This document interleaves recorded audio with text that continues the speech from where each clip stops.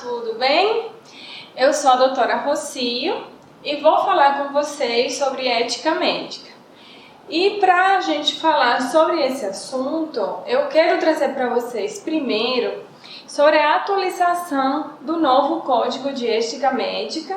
Entrou em vigor um novo Código de Ética Médica, que nada mais é do que uma atualização, uma adequação ao antigo código, que era de 2009. Então ele traz algumas novidades, né? Então vamos começar a falar sobre o que há de novo no Código de Ética, sobre alguns tópicos importantes, né, que não são novos, mas que são muito importantes a gente saber, conhecer, e tendo em conta que são assuntos, né, que caem com muita frequência na prova e também para a nossa prática diária, para o nosso dia a dia. É importante a gente conhecer esses tópicos, né, esses artigos que são os mais importantes dentro do código. Então, esse novo Código de Ética Médica, ele contém 14 capítulos, tá?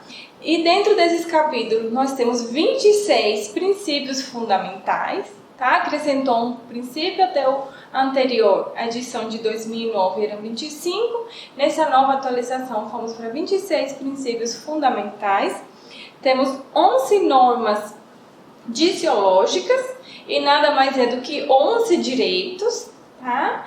Temos 117 normas deontológicas, isto é, 117 deveres, 117 obrigações, tá? Então veja bem a discrepância entre os nossos direitos e os nossos deveres. Temos muito mais obrigações do que direitos. E temos 4 disposições gerais. E o que é o código? Nada mais é do que aquele ideal, né, aquelas normas, né, éticas e morais que todo médico, que todo profissional deve ter em conta e deve sempre pensar primeiro na sua atividade profissional, né? Então é o ideal de todos nós médicos seguir as regras, as normas que ali estão contidas. Então, primeiro, capítulo 1, tá? Que trata dos princípios fundamentais. Então, o nosso primeiro inciso fala assim, que a medicina é uma profissão a serviço da saúde do ser humano e da coletividade, e será exercida sem discriminação de nenhuma natureza. Então, isso já estava ali, mas é importante, eu trouxe para vocês, porque lá no final ele reforça essa questão da não discriminação, principalmente com os colegas, com médicos que tenham alguma deficiência, né? Mais na frente a gente vai ver que ele reforça a questão da não discriminação com médicos, né, que têm alguma deficiência, inclusive doença, tá? Então, o segundo inciso, ele fala que o alvo de toda a atenção do médico é a saúde do ser humano, em benefício da qual deverá agir com o máximo de zelo e o melhor da sua capacidade profissional. Então, toda a nossa ação, todo o nosso conhecimento, toda a nossa atenção em relação à saúde do ser humano, né, ao cuidado e à saúde do ser humano, é esse o nosso objetivo maior.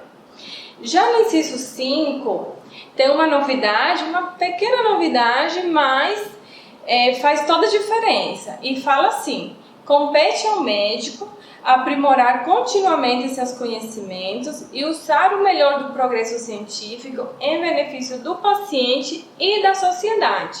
Esse acréscimo que foi incluído agora, e da sociedade, é novo, tá? E traz o que significa?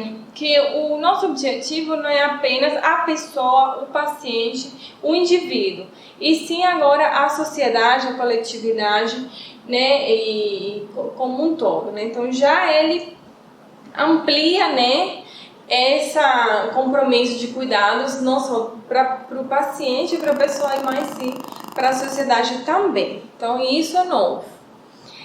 No inciso 6º também tem um detalhe, fala assim: o médico guardará absoluto respeito pelo ser humano e atuará sempre em seu benefício, mesmo depois da morte. Isso é novo, tá? Foi incluído agora no nosso novo Código de Ética. Mesmo depois da morte, o médico guardará absoluto respeito e sempre agirá em seu benefício. Ainda fala mais: jamais utilizará seus conhecimentos para causar sofrimento físico ou moral, para o extermínio do ser humano, para permitir e acobertar tentativas contra sua dignidade e integridade. Então, continuando nos princípios fundamentais, o inciso 7º não tem novidade nele, mas eu quero comentar aqui com vocês porque deu uma importância grande para a prova, né, para as questões de prova. E o inciso 7 fala assim: o médico exercerá sua profissão com autonomia, não sendo obrigado a prestar serviços que contrariem os ditames da sua consciência, ou a quem não deseje, excetuadas as situações de ausência de outro médico, em caso de urgência ou emergência, ou quando sua recusa possa trazer danos à saúde do paciente. Então, o que é a regra? A regra é o atendimento. O médico deve prestar atendimento, mas ele pode se recusar. Em quais casos ele pode se recusar? Primeiro, se a prestar um procedimento, caso aquele procedimento contrarie os ditames da sua consciência. E isso faz toda a diferença, e eu quero que vocês fiquem sabendo disso, porque isso é muito cobrado nas questões de aborto. Quando a gente for ver a questão do aborto, a gente deve saber que mesmo naqueles casos legais, onde o aborto pode ser realizado, né, que a gente vai comentar depois, se esse procedimento contrariar os ditames da consciência do médico, ele pode se recusar sem problema algum, desde que, né, então ele pode exercer seu direito condicionado a quê? Primeiro, que tenha um outro médico que possa realizar o procedimento, certo? Segundo, desde que não se trate de um caso de urgência e emergência. E terceiro, desde que essa recusa não traga danos ao paciente, tá? Então, é um direito do médico se recusar tanto a um procedimento quanto a um atendimento, desde cumprido esses 3 requisitos, né? Tenha um outro médico para realizar o atendimento, procedimento, não se trata de um caso de urgência e emergência, e desde que essa recusa, essa negativa, não traga danos ao paciente. Certo? Isso tem muito a ver, está muito ligado, é muito cobrado, principalmente nas questões sobre aborto, que a gente vai estudar e comentar mais na frente. Então, continuando ainda dentro dos princípios fundamentais, temos o inciso 23, e ele fala assim: quando envolvido na produção de conhecimento científico, o médico agirá com isenção, independência, veracidade e honestidade, com vista ao maior benefício para os pacientes e para a sociedade. Então, aqui incluir essas 2 palavrinhas, veracidade e honestidade, é novidade nesse novo Código de Ética. Tá? E por fim, o último princípio fundamental, o de número 26, é novo, tá? Foi incluído nessa última atualização. E fala assim: a medicina será exercida com a utilização dos meios técnicos e científicos disponíveis que visem aos melhores resultados. Tá? Importantíssimo esse princípio, porque ele reforça e deixa claro que a medicina, a profissão médica, é uma profissão de meios e não de fins, certo? O que isso quer dizer? O médico vai lançar mão de toda a atualização tecnológica, de todos os meios de conhecimento, de tecnologia, para atender, para cuidar do paciente, e não para garantir uma cura ou para garantir nenhuma finalidade, né? É apenas de meios e não de fim. Isso fica bem claro nesse último princípio fundamental, que foi uma atualização desse novo Código de Ética de 2019. Bom, então a gente já comentou sobre os princípios fundamentais, são 26, tá? O último, de número 26, é totalmente novo e a gente fez alguns comentários sobre os princípios que já estavam contidos, mas que são importantes para a gente acertar na prova. E agora vamos começar nos nossos direitos, tá? Que são as normas diciológicas. Então, pelo primeiro, tá? Fala assim: exercer a medicina sem ser discriminado por questões de religião, etnia, cor, sexo, orientação sexual, nacionalidade, idade, condição social, opinião política, deficiência ou de qualquer outra natureza.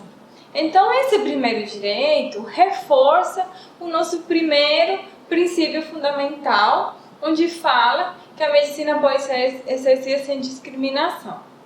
Então, essa questão de deficiência ou qualquer outra natureza é nova, tá? E foi incluída agora. E é um reforço ao nosso primeiro princípio fundamental.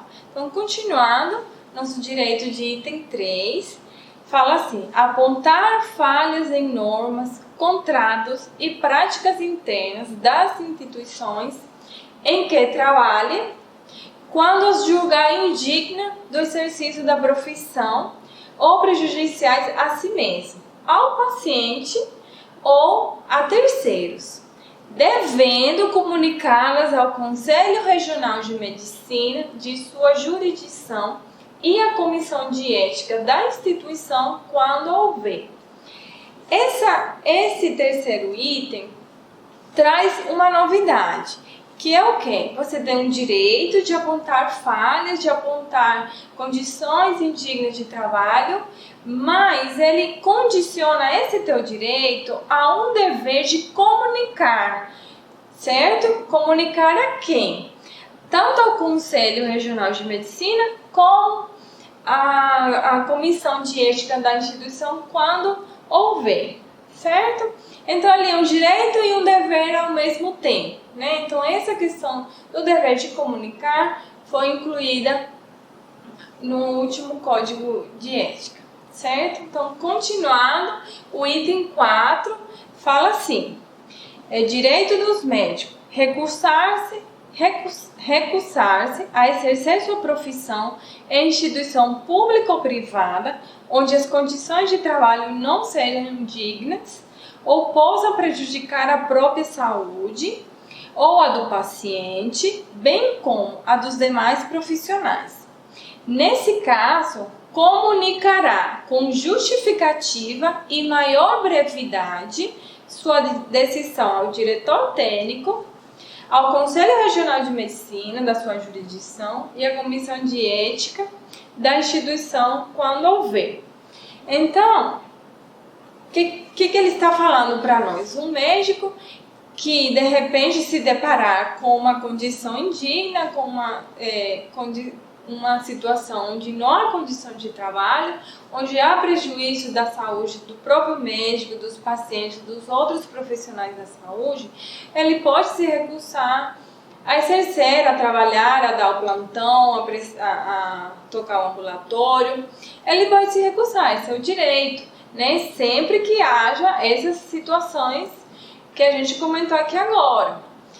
E da mesma forma que o item anterior, para ele exercer seu direito, então ele tem uma condição de comunicar com justificativa e brevidade. Então o médico não pode deixar de trabalhar uma semana, 15 dias para comunicar. Não, logo ele deve comunicar que ele está deixando de exercer a sua atividade, de exercer a sua função naquele local com as justificativas cabíveis. Certo? Então, mais um direito condicionado a um dever. Então, passando agora para o item 8, que fala assim: decidir em qualquer circunstância, levando em consideração sua experiência, a capacidade profissional, o tempo a ser dedicado ao paciente. Até aí, tudo bem. É o mesmo texto do código anterior. A novidade vem agora.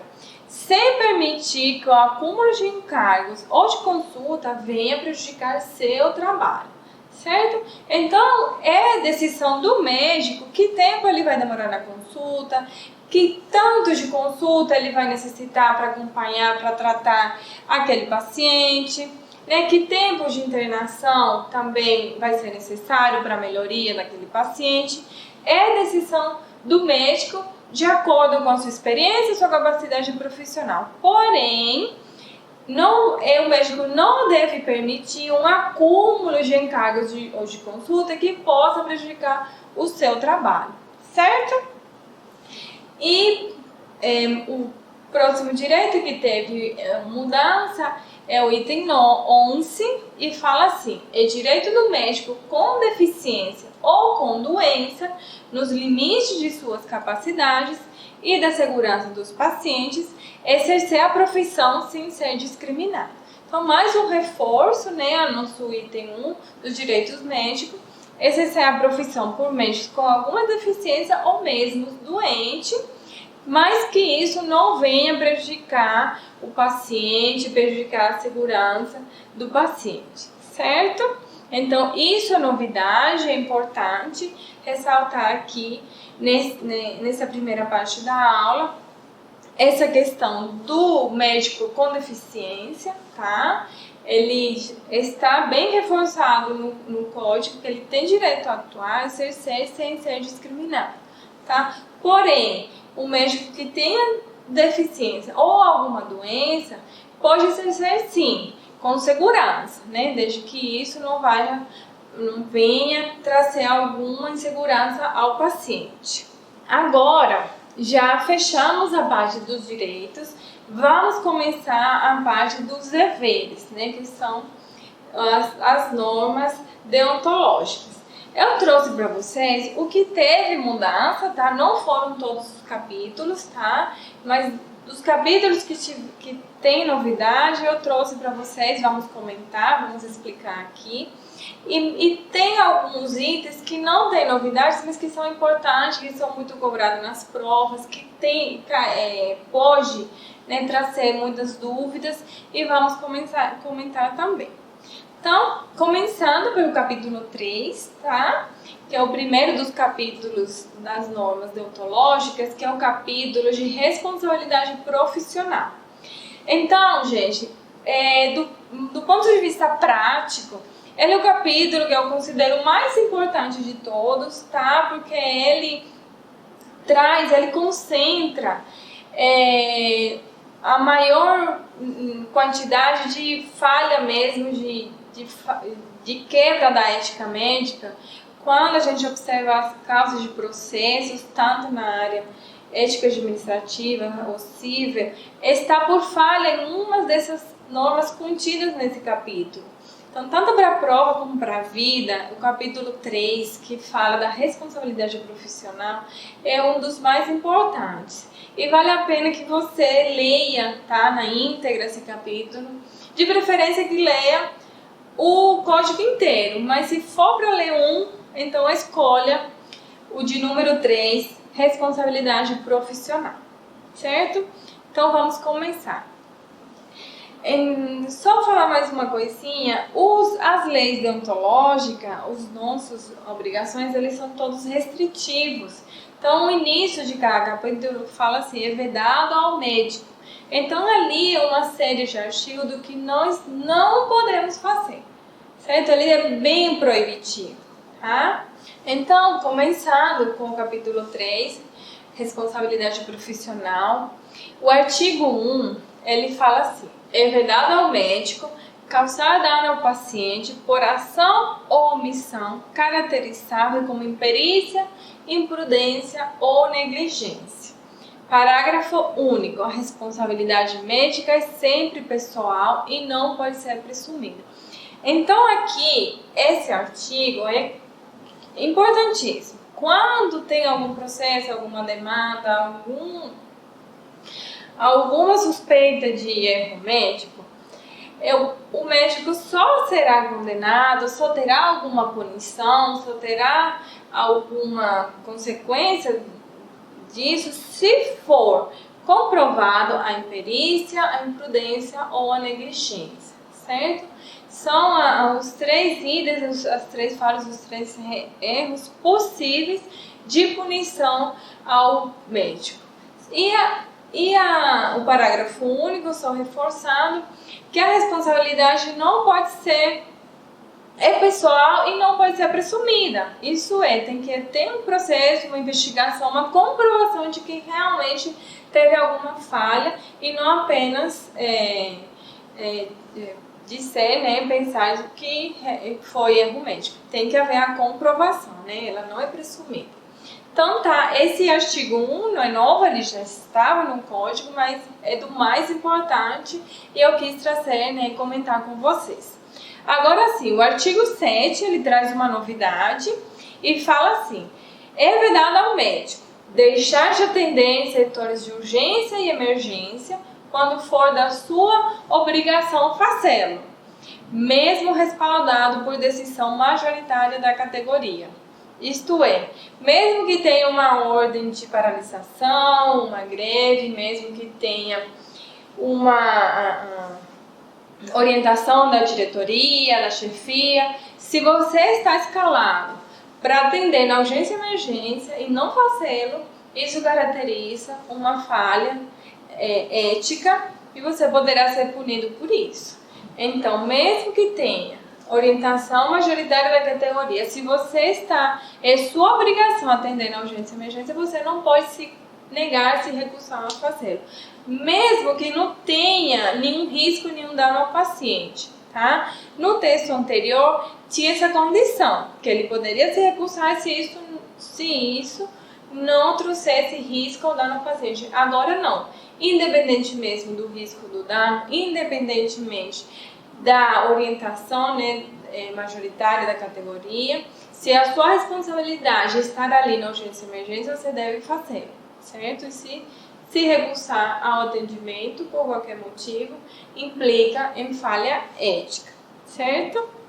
O artigo 15 tem uma pequena modificação que eu vou comentar com vocês, que esse artigo 15 fala sobre a legislação específica em caso de transplante de órgãos ou de tecidos, de esterilização, de fecundação artificial, abortamento, manipulação ou terapia genética, né? Então ele fala a conduta em relação a isso. E no inciso 3 fala assim: praticar procedimento de procriação medicamente assistida, sim que os participantes sejam de inteiro acordo e devidamente esclarecidas sobre o método. Então, esse finalzinho sobre o método foi incluído agora nesse novo código, que o médico deve, né, então esclarecer ao paciente que vai ser submetido a esses procedimentos como é que funciona tudo que será feito, ou seja, o paciente estar ciente, devidamente esclarecido do método, do procedimento que será feito. Então, continuando agora, a gente vai passar para o capítulo 4, que fala dos direitos humanos, tá? Onde deu uma pequena atualização no artigo 23, que fala assim: é vedado ao médico tratar ao ser humano sem civilidade ou consideração, desrespeitar sua dignidade ou discriminá-lo de qualquer forma ou sob qualquer pretexto. E tem um parágrafo único que fala assim: o médico deve ter para com seus colegas respeito, consideração e solidariedade. É engraçado, esse parágrafo único se relaciona ao trato do médico com médico, né, entre colegas. E tem um capítulo que fala exclusivamente da relação entre médicos. Mas essa atualização veio aqui incluída nos direitos humanos, no artigo 23, e está mais relacionado com a relação entre médicos. E veja bem que ele não é proibitivo, muito pelo contrário, ele é afirmativo, que o médico deve ter, né, com seus colegas respeito, consideração e solidariedade. Bom, agora a gente vai comentar o capítulo 5, que fala sobre a relação de pacientes e familiares. Importantíssimo também, tá? Tanto para a prova quanto para o nosso dia a dia. essa relação com o paciente, com a família, né? Estabelecer essa relação de confiança aberta, respeitando sempre a autonomia do paciente, que ele tem decisão sobre si, sobre sua pessoa, sobre seu tratamento, tá? Então, isso é importantíssimo, tá? Conhecer esse capítulo e a gente aplicar corretamente as normas e as regras que estão neles contigo. Então, começando pelo artigo 31, fala assim: é vedado ao médico desrespeitar o direito do paciente ou de seu representante legal de decidir livremente sobre a execução de práticas diagnósticas ou terapêuticas, salvo em caso iminente risco de morte.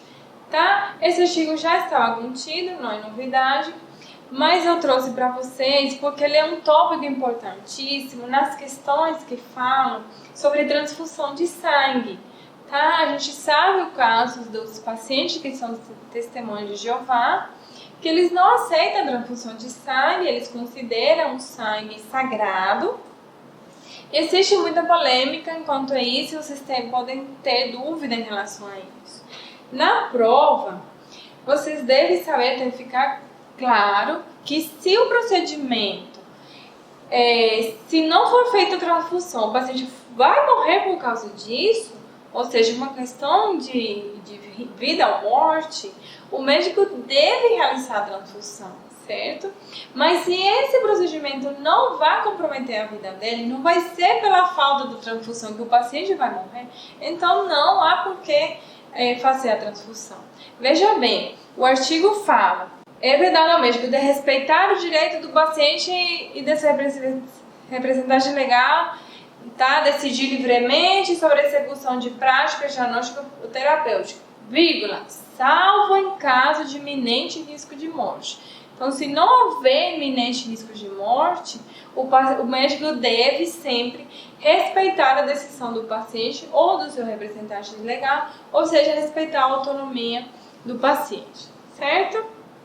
Então, vamos para o próximo artigo, que é o 32, e fala assim: deixar de usar todos os meios disponíveis de promoção de saúde e de prevenção, diagnóstico e tratamento de doenças cientificamente reconhecidos e a seu alcance em favor do paciente. Aqui tem uma novidade, tá? Essa questão de promoção de saúde e de prevenção é novo, é importantíssimo para nós, importantíssimo para você que vai fazer prova de revalida, porque aqui ele reforça, tá? Ele deixa claro a questão da promoção à saúde e de prevenção, tá? É novo, não tinha no texto anterior, então agora é vedado ao médico deixar de usar todos os meios disponíveis de promoção e de prevenção da saúde. A gente sabe que a nossa prova de revalida é uma prova que foca muito o atendimento na atenção primária, né, atenção básica, questão de prevenção, tá, de promoção, de recuperação, reabilitação.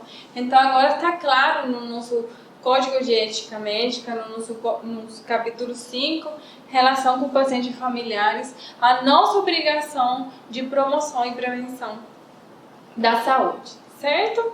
Então agora o item 34, o artigo 34, perdão, fala assim: é vedado ao médico deixar de informar ao paciente o diagnóstico, o prognóstico, os riscos e os objetivos do tratamento, salvo quando a comunicação direta possa lhe provocar dano, devendo, nesse caso, fazer a comunicação ao seu representante legal, certo? Não há novidade aqui, isso já estava no texto anterior, mas importantíssimo, por quê? Questão de prova, nós vamos comentar agora, mais na frente, isso caiu em prova, que a obrigação do médico é comunicar ao paciente tudo sobre sua doença, seu diagnóstico, seu prognóstico, os riscos do tratamento. A regra é comunicar. Você só não vai fazer essa comunicação, você só não vai informar ao paciente, salvo quando a comunicação direta possa lhe provocar danos, tá? Nesse caso, você o fará ao seu representante legal. E, continuando então no artigo 36, É vedado ao médico abandonar o paciente sob seus cuidados? Certo, isso é o cabeçalho do artigo. Aí fala o inciso 1. Ocorrendo fatos que, a seu critério, prejudiquem o bom relacionamento com o paciente ou o pleno desempenho profissional, o médico tem o direito de renunciar ao atendimento desde que comunique previamente ao paciente ou ao seu representante legal, assegurando-se da continuidade dos cuidados e fornecendo todas as informações necessárias ao médico que o suceder.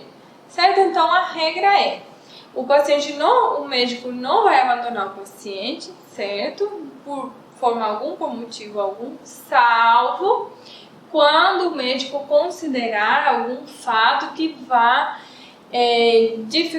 dificultar o que não mais seja possível atender, acompanhar esse paciente por algum fato que prejudicou essa relação, né? Alguma quebra de confiança, algum problema, né, na relação médico-paciente. O médico pode, então, não mais assistir esse paciente, porém, ele deve comunicar, tá, previamente ao paciente e ao seu representante e assegurar que algum outro colega, um outro médico, vá continuar o atendimento e assim mesmo proporcionar todas as informações a esse outro médico que vai suceder, certo? E o inciso 2, então, fala que, salvo por motivo justo, comunicado ao paciente e à sua família, o médico não abandonará, por este ter doença crônica ou incurável, e continuará a assisti-lo e a propiciar os cuidados necessários, inclusive os paliativos, certo? Então, essa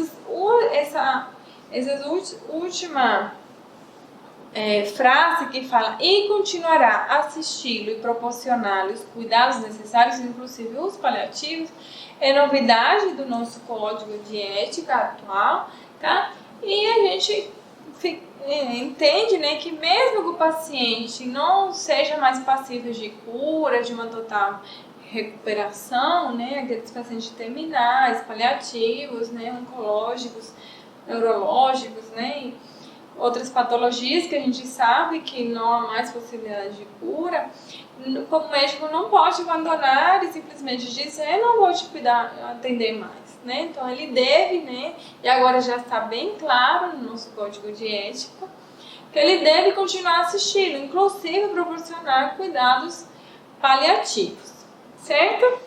Então, continuando agora, vamos falar um pouquinho do capítulo 9, que fala sobre sigilo profissional. Esse capítulo 9, né, também está entre os assuntos mais cobrados, tá?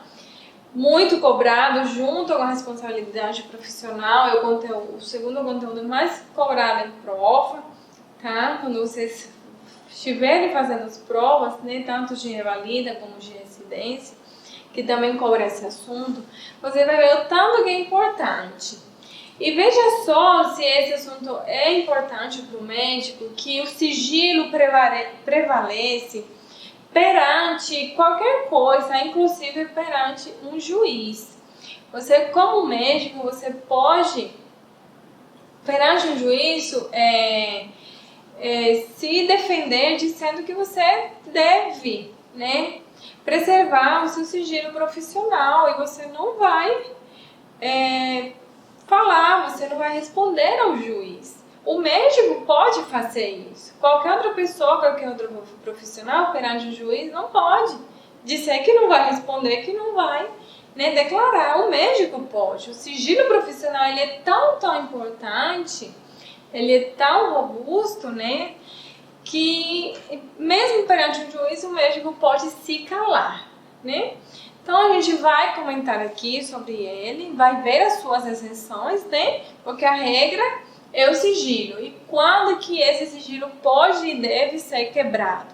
Então vamos ver aqui o que é importante que você saiba, o que é importante que você guarde, que você saiba bem na hora de responder as provas. Então, começando pelo artigo 74, que fala assim: é vedado ao médico revelar sigilo profissional relacionado a paciente, criança ou adolescente, desde que este tenha capacidade de discernimento, inclusive a seus pais ou representantes legais, salvo quando a não revelação possa acarretar dano ao paciente. Então, aqui ele fala a paciente criança ou adolescente. No texto anterior, ele falava de paciente menor de idade. Aqui ele já especifica. Criança e adolescente tem direito ao sigilo profissional. Certo? Então, isso é novo. Muito fácil de ser cobrado nas próximas provas, tá? Porque o assunto já cai com recorrência. E agora, com essa novidade tão importante, que inclusive perante criança, perante adolescente, o médico deve manter o sigilo profissional, inclusive para os pais do paciente ou representante legal, certo? Desde, claro, que essa criança, esse adolescente tenha discernimento e desde que, então, a regra é guardar sigilo. E quando você poderá quebrar? Desde, nem salvo, quando a não revelação possa acarretar dano ao paciente. Então, a gente vai ver numa questão mais na frente, bem fácil de entender esse artigo. A princípio, você vai guardar, mesmo sendo criança, mesmo sendo adolescente, mesmo para os pais e representante legal, você não vai comentar a queixa, né, o que vocês conversaram no consultório, desde que esse segredo não vá trazer danos ao paciente, certo? Bom, então continuando no artigo 75, tem uma pequena atualização quando ele fala assim: é vedado ao médico fazer referência a casos clínicos identificáveis, exibir pacientes ou imagens que os tornem reconhecíveis em anúncios profissionais ou na divulgação de assuntos médicos, em meios de comunicação em geral, mesmo com a autorização do paciente. Então, quando ele fala imagens que os tornem reconhecíveis, isso aí é uma atualização, é novo. De forma alguma o médico pode expor o seu paciente, né, mostrar alguma imagem, algum dado, alguma informação que torne o paciente reconhecível. Isso é novo.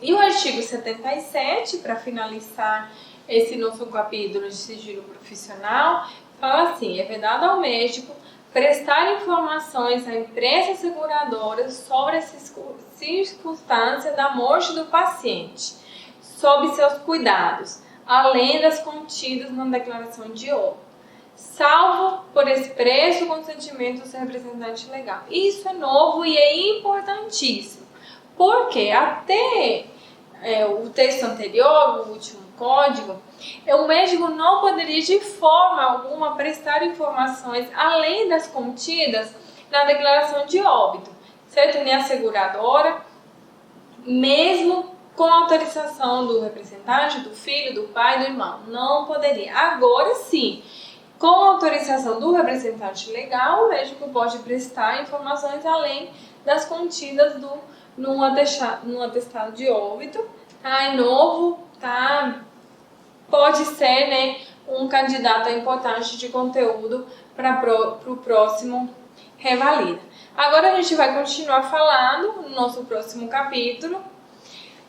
Fechamos já então o capítulo de sigilo profissional. A gente vai falar agora sobre documentos médicos, que é o capítulo 10, e tem várias novidades importantíssimas, tá? Coisa nova mesmo em relação aos formulários, tá? E o artigo 82 fala assim: é vedado ao médico usar formulários institucionais para atestar, prescrever e solicitar exames ou procedimento fora da instituição a que pertencem tais formulários. Então, não pode, de forma alguma, você atender numa clínica privada e solicitar exames com formulários da Unidade Básica de Saúde, com formulários da UPA, com unidades de instituições do SUS, por exemplo. Não pode de forma alguma. Cada formulário, então, tem que ser usado na sua própria instituição, certo? Então, aquele colega que pedir exames para serem feitos no SUS da sua clínica particular, não pode, de forma alguma. É vedado ao médico esse trânsito de formulários de uma instituição para outra, tá? Então, o que é do SUS tem que ser usado no SUS, o que é do privado, usado apenas no privado. Isso é novo, isso é importante. Não pode, de forma alguma, tá? Usar formulários de instituições diferentes, fora da instituição que corresponde, certo? E o artigo 87 agora, fala assim: é vedado ao médico deixar de elaborar prontuário legível para cada paciente. Inciso 1. O prontuário deve conter os dados clínicos necessários para a boa condução do caso, sendo preenchido em cada avaliação em ordem cronológica, com data, hora, assinatura e números de registro do médico no Conselho Regional de Medicina. E o inciso 2, o prontuário estará sob a guarda do médico ou da instituição que assiste o paciente. Então, isso aqui já estava no código anterior, né, da importância do prontuário, né, legível, organizado, né, feito com a evolução do médico, com o número do registro no Conselho Regional de Medicina. E o que tem de novo? Agora no inciso 3, e fala assim: cabe ao médico assistente ou ao seu substituto elaborar e entregar os sumários de alta ao paciente, ou, na sua impossibilidade, ao seu representante legal. Então, agora passou a ser responsabilidade do médico ir até o paciente e entregar o seu sumário de alta, a sua receita, o seu tratamento para casa. Então, não mais a gente pode deixar no prontuário, né, a receita, o resumo de alta, o que for, para enfermeiro, o técnico ir lá e entregar ao paciente. Agora não mais. Agora é obrigação do médico e é vedado não fazê-lo. Agora é nossa responsabilidade entregar ao paciente o resumo de alta. Isso é novo, isso é importante e é bom estar atento que pode ser conteúdo da próxima prova. Agora vamos falar do artigo 86, ainda nos documentos médicos, que fala assim: deixar de fornecer laudo médico ao paciente ou ao seu representante legal, quando aquele for encaminhado ou transferido para a continuação do tratamento ou em caso de solicitação de alta, né? Então, se for solicitado pelo paciente ou for uma necessidade, né, do tratamento, uma alta, uma transferência, o médico tem que realizar esse laudo, né, esse relatório do tratamento do paciente. O artigo 88 traz uma novidade e fala assim: é vedado ao médico negar ao paciente ou na sua impossibilidade o seu representante legal acesso ao seu prontuário, deixar de lhe fornecer cópia quando solicitada, bem como deixar de lhe dar explicações necessárias à sua compreensão, salvo quando ocasionarem risco ao próprio paciente ou a terceiro. Então é novo, quando fala assim: ou na sua impossibilidade o seu representante legal acesso ao prontuário. Então agora, tanto o próprio paciente quanto o seu representante legal pode solicitar e pode tomar posse do prontuário. Lembrando que o prontuário é um documento do paciente, né? Então ele está sob a guarda do médico, sob a guarda da instituição, do hospital, né, da unidade de saúde, mas é propriedade do paciente. Ele pode requerê-lo quando assim quiser. E o que tem de novo nesse artigo? Que agora tanto o próprio paciente quanto o seu representante legal pode requerer esse prontuário e é dever do médico, então, entregar, né, o seu prontuário, assim como fornecer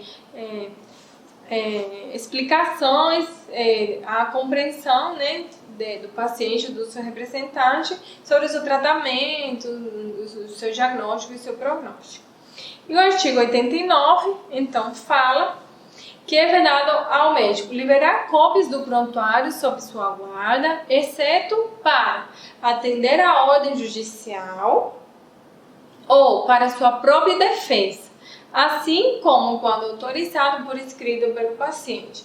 E inciso 1, novidade, Quando requisitado judicialmente, o prontuário será encaminhado ao juízo requisitante. Até então, até o Código de 2009, o médico somente poderia entregar prontuário a um outro médico que fosse designado como perito, pela questão de sigilo, né? Médico para médico, prevalece o sigilo profissional. Agora não. Agora, quando o juiz solicitar o prontuário, o médico pode encaminhar esse prontuário a juiz requisitante, né? Acabou com essa proibição, né? Com essa restrição de entregar prontuário apenas a outro médico, né? Na função de perito, certo? Novidade também. Bom, então agora a gente vai falar sobre o capítulo 12, que fala sobre ensino e pesquisa. Tem algumas novidades nesses artigos, tá? Não é coisa assim muito complicada, mas vamos comentar com vocês, porque como é novo, sempre pode, né, ter uma chance maior de cair na prova. Então, o artigo 101, ele fala assim, no inciso primeiro, fala, no caso de um paciente participante da pesquisa ser criança, adolescente, pessoa com transtorno ou doença mental, em situação de diminuição da sua capacidade de discernir, além do consentimento de seu representante legal, é necessário o seu assentimento, livre e esclarecido, na medida da sua compreensão. Então, essa questão do assentimento não tinha até então. A gente bastava assinar o termo de consentimento livre e esclarecido pelo paciente, né? Ou quando necessário do seu representante legal, né? Muitas vezes no caso de criança. E pronto, agora não. Agora o código traz para nós que é necessário também o assentimento do paciente, né? Em caso de criança, né? Adolescente, pessoa com transtorno, com capacidade diminuída de discernimento, na medida, claro, da sua compreensão. E o que seria esse assentimento? Seria um concordo, né? Estou de acordo, tudo bem, né? Não é necessariamente escrito, né, assinado, nada disso, mas a postura mesmo, a expressão da pessoa de concordar com aquela pesquisa, com aquele procedimento, na medida da sua compreensão, certo? Aquela questão de não impor nada, e sim mesmo de uma concordância. Então, no inciso 2, fala assim, que o acesso aos prontuários será permitido aos médicos em estudos retrospectivos com questões metodológicas justificáveis e autorizado pela Comissão de Ética e Pesquisa, o CEP, ou pela Comissão Nacional de Ética e Pesquisa.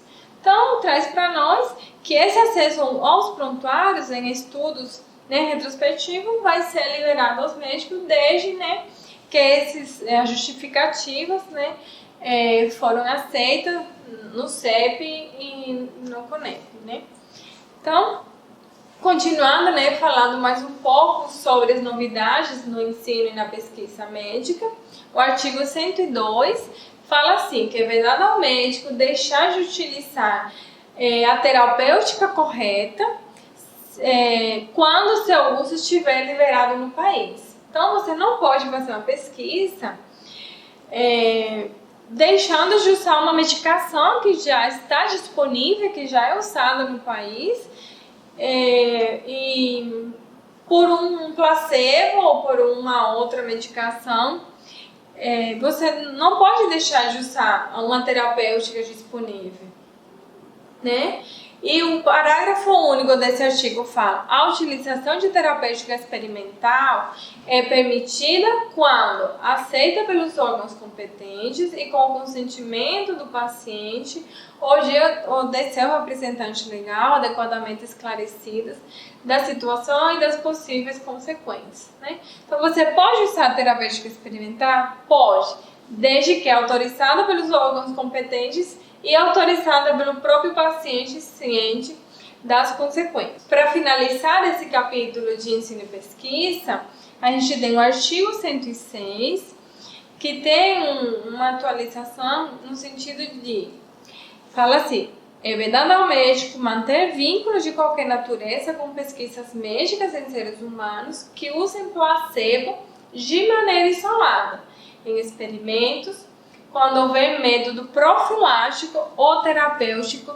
eficaz, certo? Então, você não pode usar placebo isolado, você não pode submeter seu paciente a uma falta de tratamento, tá? Apenas com placebo, sendo que tem uma terapêutica já eficaz e comprovada para aquela patologia. Então, concluindo a parte de ensino e pesquisa, vamos continuar com o capítulo 13, que fala sobre publicidade médica, tá? Também é um capítulo interessante, tá? Também tem conteúdos na prova sobre esse capítulo. E vamos começar então pelo artigo 117, que fala assim: é vedado ao médico deixar de incluir em anúncios profissionais de qualquer ordem seu nome e seu número no Conselho Regional de Medicina. Até aqui, tudo igual. O que tem de novo? Com o estado da federação no qual foi inscrito e registro de qualificação de especialista, o RQ, quando anunciar a especialidade. Então, o médico pode ter, sempre que for fazer seu anúncio, uma propaganda, um panfleto, um banner, tá? Um outdoor, ele tem por obrigação de colocar seu nome e seu número de registro, seus números de CRM com o devido estado da federação, né? Então, CRM, o que for, TO, MG, SP, tem que ter o número e o estado da federação. E quando ele anunciar a especialidade, tem que ter o RQ. Então, se colocar endocrinologista, tem que ter o devido número de RQ. Também na propaganda, no panfleto, onde for o meio de divulgação. E tem o parágrafo único que fala que nos anúncios de estabelecimento de saúde devem constar o nome e o número de registro no Conselho Regional de Medicina do diretor técnico, né? Então, toda clínica, todo hospital tem o seu diretor técnico e deve estar, né, bem exposto tanto o nome como o número de registro do diretor técnico.